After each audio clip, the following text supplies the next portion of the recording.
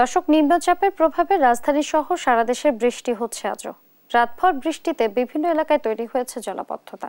নিম্নচাপের প্রভাবে পড়েছে উপকূলীয় জেলাগুলোতেও। মাঝারি থেকে ভারী বৃষ্টির পাশাপাশি বইছে ঝড়ো হাওয়া।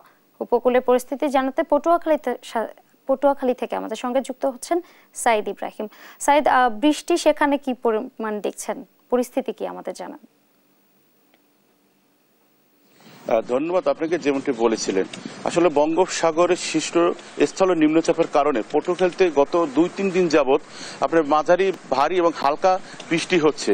আমি যদি একটু দেখাই তাহলে দেখবেন যে এখনো কিন্তু বৃষ্টি অনবরত পড়তেছে এবং তার সাথে সাথে আপনার যে পায়রা সমুদ্র বন্দর সেখানে স্থানীয় 3 নম্বর সতর্ক সংকেত এবং নৌ বন্দরকে 2 নম্বর সতর্ক সংকেত দেখিয়ে যেতে বলা হয়েছে।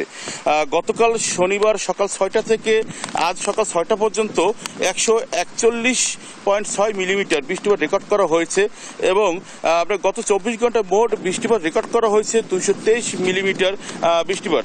এই বৃষ্টিপাতের জন্য আসলে চরাঞ্চল সহ নিম্নাঞ্চলের জলবদ্ধতা দেখা দিয়েছে। ব্যাহত হচ্ছে স্বাভাবিক জীবনযাত্রা। অতিমাত্রায় বৃষ্টির কারণে আপনার তলিয়ে গেছে সদ্য এই যে রোপা আমনের মাঠ, ক্ষতির সম্মুখীন সবজি বাগান ও মাঠ। এতে দুশ্চিন্তে পড়েছে আপনার চাষিরা, বিবেকে পড়েছে নিম্ন আয়ের খেটে খাওয়া মানুষ। এদিকে গভীর স্থল নিম্নচাপের কারণে উত্তাল রয়েছে কুয়াকাটা সংলগ্ন বঙ্গোপসাগর। স্বাভাবিকের চেয়ে নদ নদীর পানির উচ্চতা এবং বাতাসের তীব্রতা অনেকটা বেড়েছে।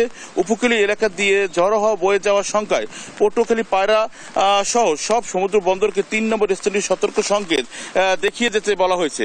আপনাকে আরেকটু জানিয়ে রাখি, এই বৈরী আবহাওয়ায় গভীর সমুদ্রে মাছ শিকারে যেতে না পারা এবং আশানুরূপ ইলিশের দেখা না পাওয়ায় বিবেকে পড়েছেন কুয়াকাটার উপকূলীয় এলাকায় মৎস্য বন্দর আলিপুর মহিপুরের জেলেরা।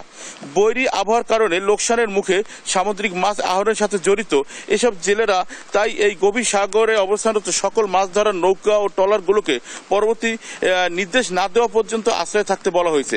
এদিকে বৈরী আবহাওয়ার কারণে পটুয়াখালী অভ্যন্তরীণ রুটের যে লঞ্চ, ছোট ছোট যে লঞ্চগুলো আছে সেগুলো চলাচল বন্ধ করে দেওয়া হয়েছে। ঝড় ও বাতাসের কারণে 65 ফুট দৈর্ঘ্যের যে লঞ্চগুলো ছিল সেগুলো কিন্তু আসলে আপনার গতকাল বিকেল থেকে আপনার বন্ধ করে দেওয়া হয়েছে বলে আমাকে জানিয়েছেন আপনার পটুয়াখালী নৌ বন্দর কর্তৃপক্ষ। এছাড়া এখনো কিন্তু আপনার কিন্তু বৃষ্টি অনবরত পড়তেছে।